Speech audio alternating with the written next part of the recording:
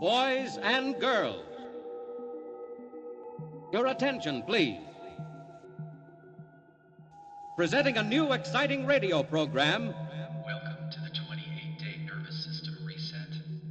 Featuring the thrilling adventures of an amazing and incredible personality. I'm Glenn Osland, a licensed therapist in Arizona. And if you're one of my clients, this series has been specifically designed to support you outside of our sessions. Faster than an airplane.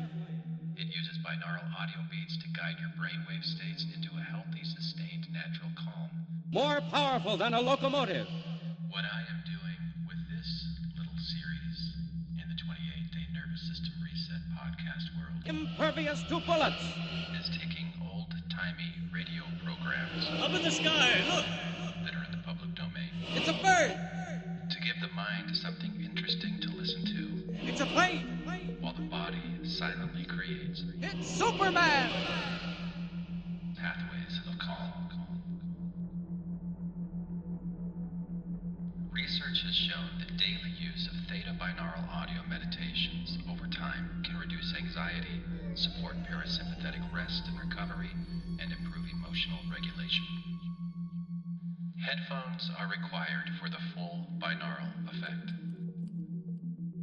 Everyone is different, so pay attention to how these meditations affect you in your life over time. And now, Superman. A being no larger than an ordinary man, but possessed of powers and abilities never before realized on Earth. Able to leap into the air an eighth of a mile at a single bound, hurdle a 20-story building with ease, race a high-powered bullet to its target, lift tremendous weights, and rend solid steel in his bare hands as though it were paper. Superman, a strange visitor from a distant planet, champion of the oppressed, physical marvel extraordinary, who has sworn to devote his existence on Earth to helping those in need. As our story begins, we ask you to come with us on a far journey, a journey that takes us millions of miles from the Earth, where the planet Krypton burns like a green star in the endless heavens. Here, civilization is far advanced. It has brought forth a race of supermen, men and women like ourselves, but advanced to the absolute peak of human perfection. As we near Krypton, we see high walls and gleaming turrets. We approach the magnificent Temple of Wisdom, and there in a great hall, Jor-L, Krypton's foremost man of science, is about to address a meeting of the planet's governing council. Attention! Attention, gentlemen! Jor-L speaks. Members of the council, I have completed my solar calculations, and much as I dread uttering these words, I have come to the conclusion Krypton is doomed. Did I hear him right? Gentlemen! Gentlemen! Gentlemen, hear him out. These internal quakes we've been experiencing, these volcanic eruptions, tidal waves, gas escaping from giant craters, all point to only one thing, gentlemen. Krypton is utterly and finally doomed. Why, the man is mad. He's absolutely One moment, gentlemen. One moment. There is no cause for anxiety. I am certain Jor-L has made a mistake. True, we have had a few minor quakes and eruptions, but nothing very serious. There must be some error in your calculations, Jor-L. No, there is no error, Roseanne.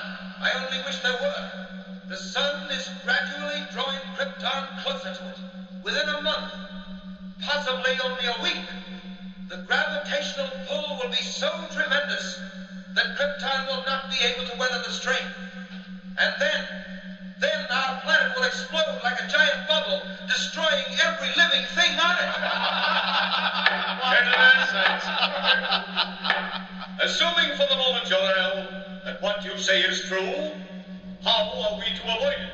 What can we do to stop it? There is only one way. As you all know, I have been working on a spaceship designed for interplanetary travel. With time, and united at what? We might transport the entire population of Krypton to another world. Impossible. Where would we go? To the Earth. My studies tell me the atmosphere of the Earth is very nearly the same as our own. You have been working too hard, Jor-L. You need a rest. Believe me, we have the utmost respect for your knowledge and integrity. But this is carrying it too far. Planets as large as Krypton do not explode, Jor-L. Wait! Do you hear that, gentlemen? It's the forewarning of doom. Every moment is precious now. Quakes like that are sounding the death knell of Krypton. It will happen, gentlemen, and happen soon. When the last great eruption comes... When it comes, Jor-L, it shall find all of us ready. If Krypton is to die, we shall die with it. The parting would be much too severe. Very well. Laugh if you like, Roseanne. And you members of the council. I have no time to laugh. My wife, Lara, and my infant son are dear to me. It is not my wish to stand by and see them destroyed. Laugh, all of you. But a time will come, and that time is perhaps very close at hand, when you will wish you had heeded the words of Jor-L. Now you think me a fool, but remember what I have said, gentlemen. When Krypton is shattered into 1,000 million stars, when the glorious civilization we have built is no more, when you and your families are swept from the face of Krypton like dust. Order, gentlemen. Order. You have heard Jor-L speak.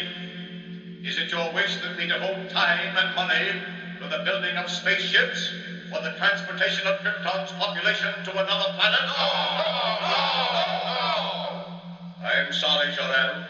The Council has spoken. Yes, and signed the death warrants of every living thing on Krypton. Well, I've done my best to convince you. Now all that remains for me is to proceed with my own means of salvation. My own spaceship to save the lives of those near and dear to me. As for the rest of you, may the gods have mercy on your souls. Jor-L is mad. He is absolutely mad. Lara, I didn't see you. I came out to take the air on the terrace. It's been terribly hot all day. Is that because we're being drawn to the sun, Jor-L? Yes, What did the council have to say about that? I didn't mention it. Is the model of your spaceship almost finished? Yes, I just drove the last rivet. How does it look? Splendid. But will it work? That remains to be seen. If it does work, I shall immediately begin construction of another just like it, only much larger. One big enough to carry all three of us to another world. Jor-L, when will that be? Every moment that we spend waiting and wondering... I know, Lara. It's been hard on all of us, and particularly hard on you. How's the boy? Sleeping, Jor-L. That quake this afternoon frightened him, but he's all right now. Can't you come in and look at him? You scarcely see him these days, what with working all hours on the spaceship model. It can't be helped, dear. I'm racing against time. Right now, I'm anxious to know whether the model will behave as I hope. How does it operate? Very simply. When all is ready, I throw this switch. That closes the circuit, and electric energy builds up pressure in the atomic generators. Then, at the final moment, the pressure forces the ship from its carrier and speeds it on its way. But where does it go? Wherever it's pointed. This one I'm directing to the planet Earth. Earth? What is that, Jor-L? A planet smaller than our own, situated on the other side of the sun. It's inhabited by a race of people similar to ourselves. Like ourselves? Well, only partly, of course, my dear. They're about the same size, but nowhere nearly as developed. Very weak and helpless, and with all their faculties extremely limited. How do you mean? Something like this. You know how far you step when you want to go somewhere? Practically as far as I want. Why, one step takes me to Brata's house near the fountain. Exactly. Well, down where I'm sending this spaceship, it's quite different. An Earthman steps only 3 feet at a time at most, and everything else is in proportion. And that's where we're going. Oh, how dreadful. My dear,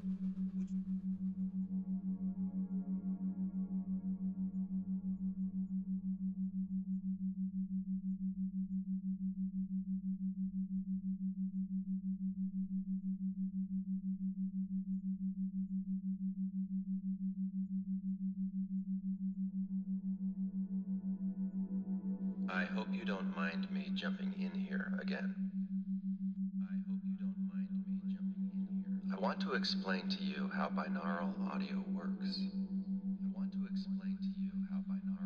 I previously mentioned that this series uses old-timey radio shows that are in the public domain to give the mind something interesting to listen to while the body builds pathways of calm.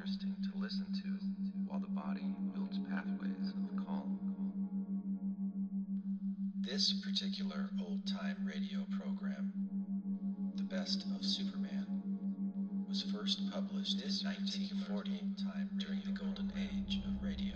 The Best of Superman was first published in 1940. This reproduction reimagines those soaring echoes from the past during the golden age of radio. It has a 6 Hz theta binaural meditation to build inner pathways of calm, inviting you to build inner pathways of calm within an immersive soundscape designed to enhance the listening experience. This one I'm directing to the planet Earth. Earth? What is that, Jor-El? A planet smaller than our own, situated on the other side of the sun. It's inhabited by a race of people similar to ourselves. Like ourselves? Well, only partly, of course, my dear. They're about the same size, but nowhere nearly as developed. Very weak and helpless, and with all their faculties extremely limited. How do you mean? It's something like this. You know how far you step when you want to go somewhere? Practically as far as I want. Why, one step takes me to Brata's house near the fountain. Exactly. Well, down where I'm sending this spaceship, it's quite different. An Earthman steps only 3 feet at a time at most, and everything else is in proportion. And that's where we're going? Oh, how dreadful. My dear, which would you rather do? Go to Earth and live, or stay on Krypton and die? I'll do anything you say, Jor-El, anything. It doesn't matter to me whether we live or die as long as we're together. It's only the boy I worry about. Yes, I know. Oh, Lara, darling, don't worry. He'll be saved. When are you testing the spaceship model? In the morning. Just as dawn breaks, I'll send it on its way, watching its flight through a high-powered telescope to see whether it lands safely on Earth. Is Earth the only place we can go to, Jor-El? We couldn't breathe on any other planet but the Earth. It happens to have an atmosphere similar to Krypton's. I suppose you know best, Jor-El. Are you coming in? It seems to have gotten oppressively hot. Yes, it has. I wonder. Lara, do you hear that? Yes, Jor-El. What is it? Subterranean explosions. Do you feel the ground trembling? Yes, I do. Jor-El, do you think? Lara, I'm afraid it's come. Where is the boy, Kal-El? What do you mean? Get him quickly. This is the end. Jor-El, what can we do? Nothing. I'm not ready. Oh, what a fool I've been to delay. It isn't your fault, Jor-El. You did all you could. If only this model were large enough, we could take a chance. Jor-El, would it carry one of us safely to Earth? Oh, I think so, but... Lara, where are you going? Stay here with me. I'm getting Kal-El. If one of us can be saved, Jor-El, it should be the boy. No, Lara, come back. If one must go, it should be you. Lara, I said come back. Come back. Here he is, Jor-El, still asleep. Goodbye, Kal-El. Please, Lara. No, Jor-El, listen to me. We both stay here. Kal-El goes in the spaceship. If there is a chance, Jor-El, and one little chance, I want it for my son. Maybe you're right, Lara. Jor-El, look. The sky. It's fiery red. The mountains. Look, the mountains are falling in. Jor-El, what's happening? The end of Krypton, Lara. Just as I foretold. This is the last great quake. Jor-El, listen. Explosions. Here, quick, give me the boy. Kal-El. What are you doing, Jor-El? Opening the door. Putting him inside. Jor-El! The house, it's swaying. It's breaking apart. Look, Jor-El. There, he's safe inside. Now for the switch. Stand back, Lara. Oh, Jor-El, will you reach the Earth? Only the gods know. But there's a chance. The only chance. Stand back now, Lara. I'm going to throw the switch. Jor-El, it's getting dark. I can't see. What happened? Fire. Smoke from the center of the planet. Not much time now. Hold me, Jor-El. Has the spaceship gone? No, not yet. Waiting for pressure. We may have been too late. If it doesn't work out soon, wait. Lara, it's off. It's on its way. Jor-El, where are you? Here, beside you, Lara. Listen, can you hear me?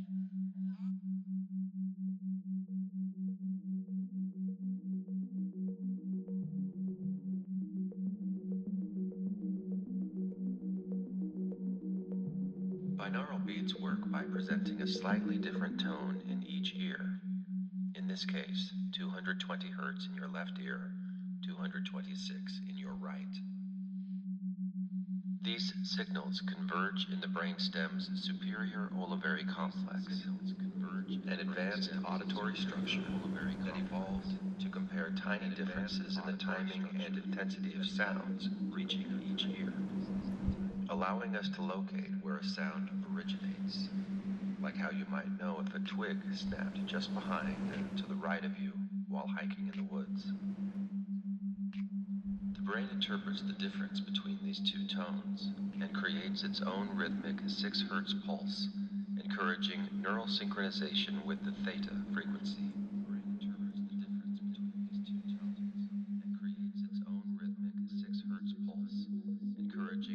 Synchronization with the theta frequency.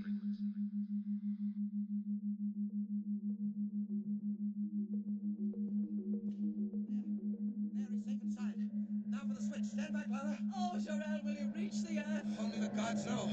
But there's a chance. The only chance. Stand back now, Lara. I'm going to throw the switch. Jor-El, it's getting dark. I can't see. What happened? Fire. Smoke from the center of the planet. Not much time now. Hold me, Jor-El. Is the spaceship gone? No, not yet. Waiting for pressure. We may have been too late. If it doesn't work up soon... Wait! Lara! It's off! It's on its way! Jor-El, where are you? Here beside you, Lara. Listen, can you hear me? Our boy, Kal-El. Our son, Lara. He's on his way. On his way to Earth. Kal-El!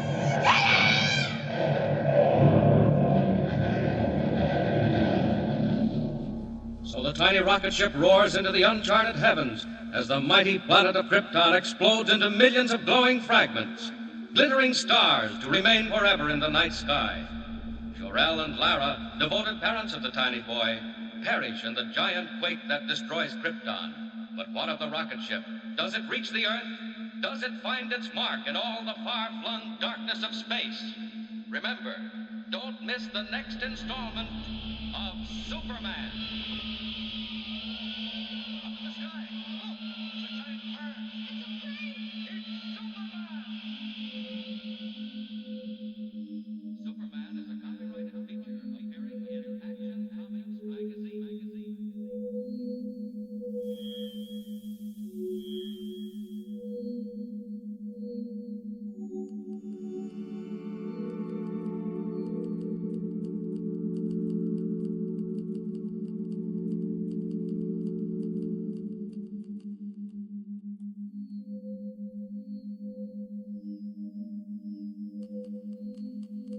Presenting Superman.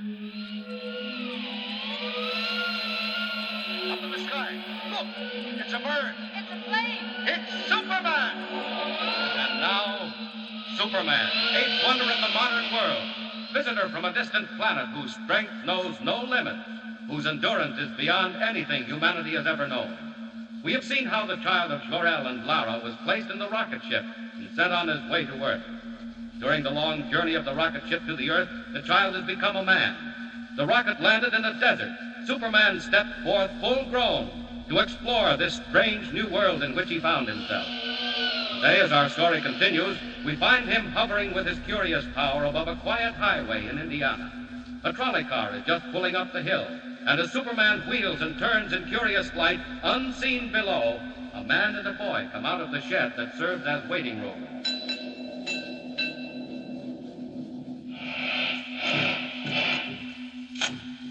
Morning, Professor. Good morning. Going into town? Yes, that's right, John. Taking Jimmy to the fair. That is a great show, all right. Well, I reckon you're my only passengers. Make yourselves at home. I'm going to get me a drink of water. All right. Why, Dad, we've got the trolley all to ourselves. Yeah, regular private car. Where'd the motorman go? And just over to the spring for a drink. It's a mighty hot day. Better hurry or we'll be late. We can't start without the motorman. But we all started. Look, Dad.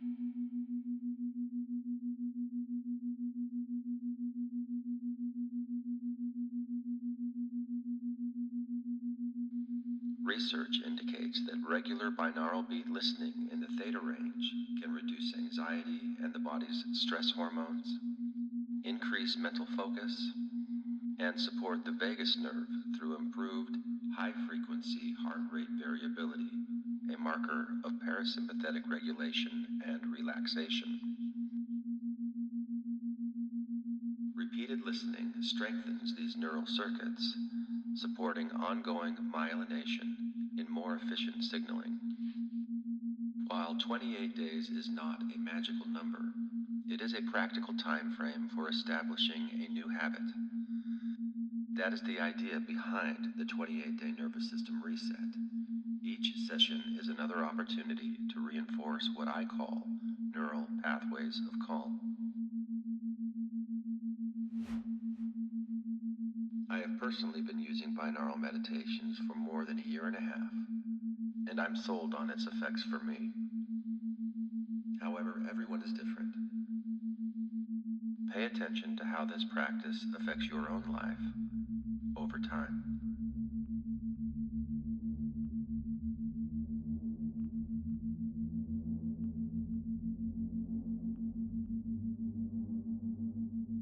Our story continues. We find him hovering with his curious power above a quiet highway in Indiana. A trolley car is just pulling up the hill, and as Superman wheels and turns in curious flight, unseen below, a man and a boy come out of the shed that serves as waiting room.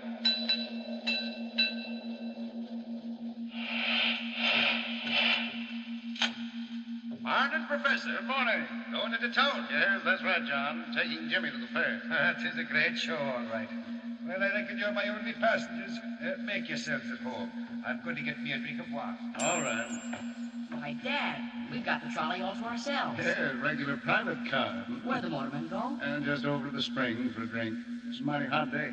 You better hurry or we'll be late. We can't start without the motorman. But we are starting. Look, Dad. The doors have closed.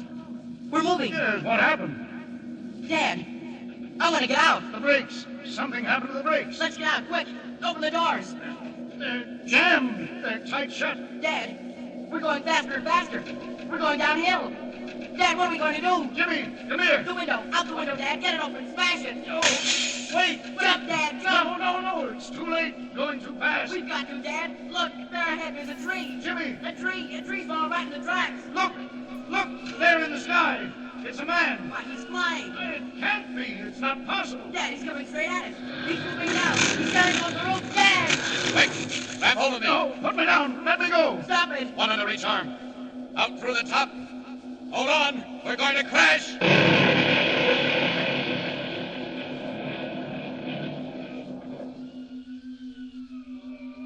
Well, we just got out of that in time. Trolley car's a wreck. Smashed into a million pieces. Where are you going? What are you doing to us? What's happening? Put us down. Don't be frightened. You're all right. How to get you out of there in a hurry. Pulling off that roof is the only way. Now we're going down again. Down. There you are. Safe and sound in a field. Well, I don't know what to say. Quite all right, Professor. Getting you and the boy out of that car was nothing. I can't believe it. Who are you, anyway? Where do you come from? I have no name. I come from a world that no longer exists. Here in this world of yours, men would call me a Superman. It's a dream. A wild, impossible dream. But, Dad, it happened. We saw it. He flew down, took us under his arms. And out of the car, that's all. Nothing so strange about that. And you saved our lives, Jimmy's and mine. I don't understand even now, but I'm grateful. Are you, Professor? Do you doubt it? Would you do something to prove it? Would we? Anything at all. Then make me a promise. Promise that you'll say nothing at all about what's happened. What? Don't you want people to know? Not just yet. I want no one to know, except those I help. Will you promise? If you wish. I do, believe me. Then you have our word. Is that all? No. You've given me your promise.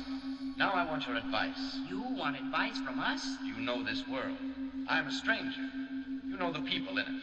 I have still to find them out. You want to meet men, is that it? Not meet them, Professor. Observe them. Study them. See them at their best and their worst. Know which to help and when help is needed. If you can tell me that. Dad, can we help him? Well, I think so, Jimmy. if that's what he wants. It would mean a great deal to me. Well, my friend, if we can call you that. I hope we can. My first friends on this earth. To mingle with people, to see men at the highest and the lowest, if that's what you want. Well, now let me think.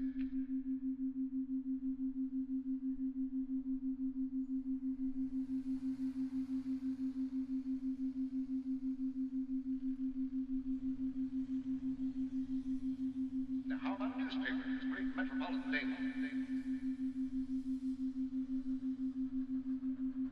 A newspaper. Players join their staffs. Be a reporter.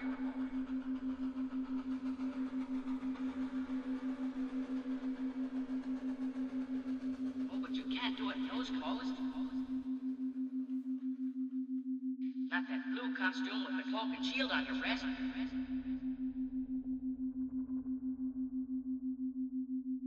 Gee, you couldn't.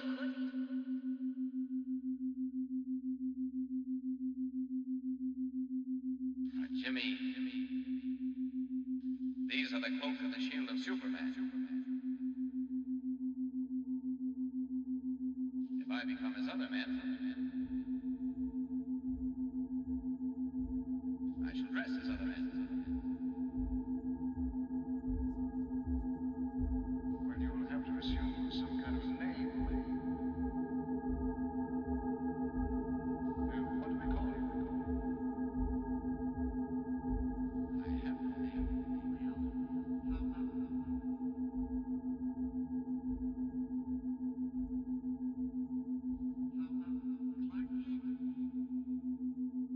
That sounds all right. Yes, why not? It's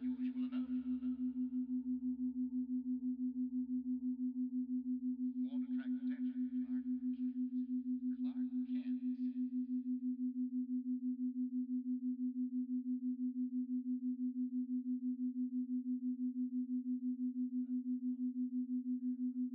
Clark Kent. How about newspapers? Great metropolitan daily. A newspaper. Players join their staff. Be a reporter. Oh, but you can't do it in those clothes.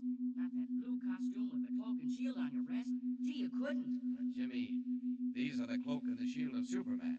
If I become his other men, I shall dress as other men. Well, you'll have to assume some kind of a name.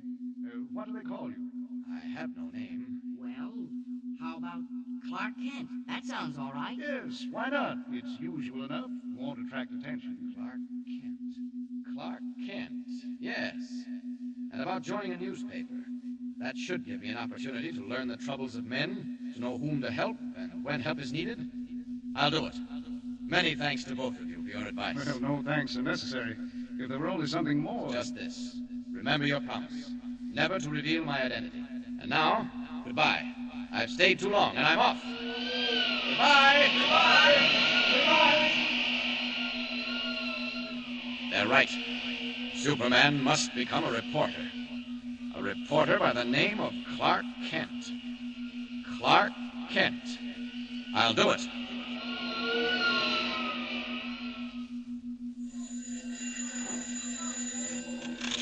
Steady roll. White. Listen, Chief. You better get somebody in that railroad story right away. Anything break? Looks bad. I don't know where your dope came from, but it sure was right. Where are you now? At the yards out of town. If I were you, I'd have somebody watch the man they call the Wolf. The wolf. That's what I do, Chief.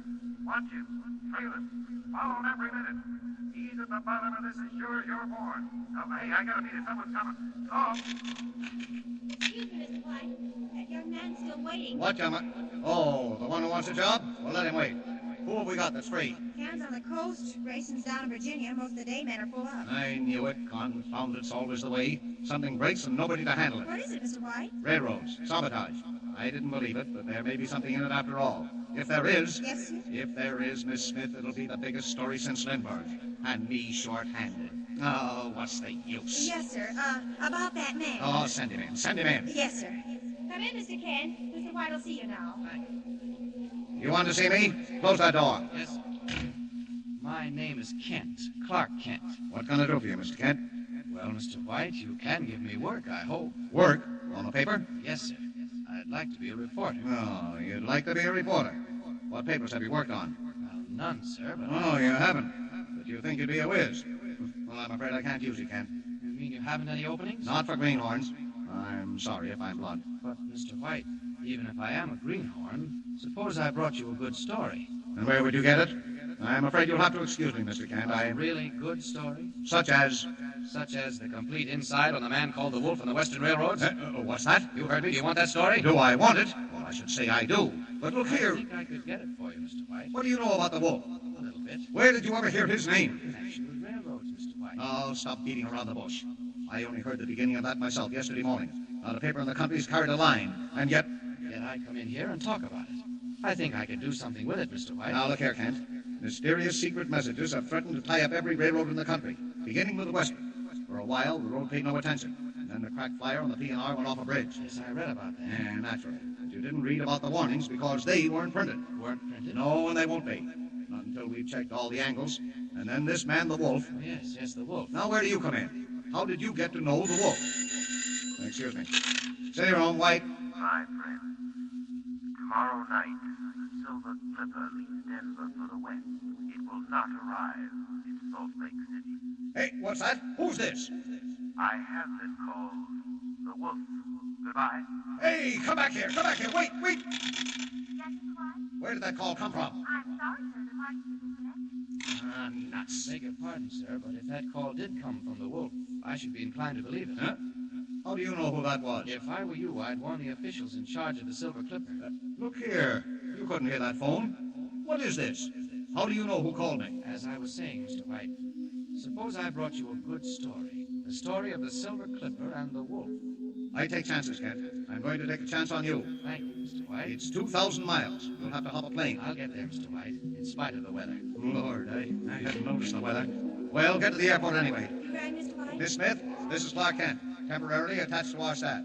You'll note I said temporarily. Yes, sir. Kent leaves for the west with the first plane. Get him tickets and a $200 advance. Mr. White, all planes are grounded. That's all right, sir. I'll get there. Take him outside. Show him what he needs to know. Mr. White, I'd like to thank you. Oh, let it go, Kent. Let it go. You get a story and you get a job. You're either clairvoyant or the luckiest guesser alive. Either way, I can use you. But if you miss out, well... This way, Mr. Kent. Thank you, Miss Smith. Nice of you to show me around. Pretty lucky, I'll say. 100 good newspaper men walking the streets, and you step right into a job. I say, I am lucky. You wait in here. It's the anteroom of the cashier's office. Well, I really don't need an advance. Playboy in disguise, eh? Wait here. What a rotten night. Don't fall out that window. It's 20 stories down. Beautiful view, even in the fog. You wait right here till I get your money. Then I'll introduce you to a few real newspaper men. Plane's grounded. 2,000 miles to go. Sorry, Miss Smith. I'm afraid I can't wait. Clark Kent may need a plane, but Superman doesn't. Up with the window. And out.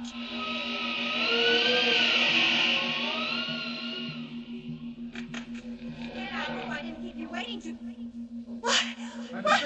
Miss Smith, what's wrong? That man! Did he go out, that Clark Kent? Somebody went through the city room. He didn't go out.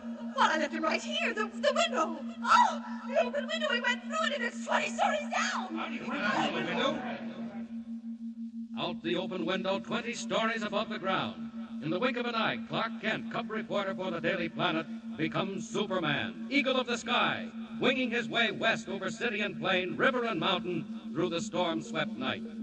But will he be in time? Can he checkmate the strange figure called the Wolf, discover the plot, save the Silver Clipper, roaring toward Denver at 90 miles an hour? And remember, don't miss the next installment of Superman. Up in the sky. Look, it's a bird.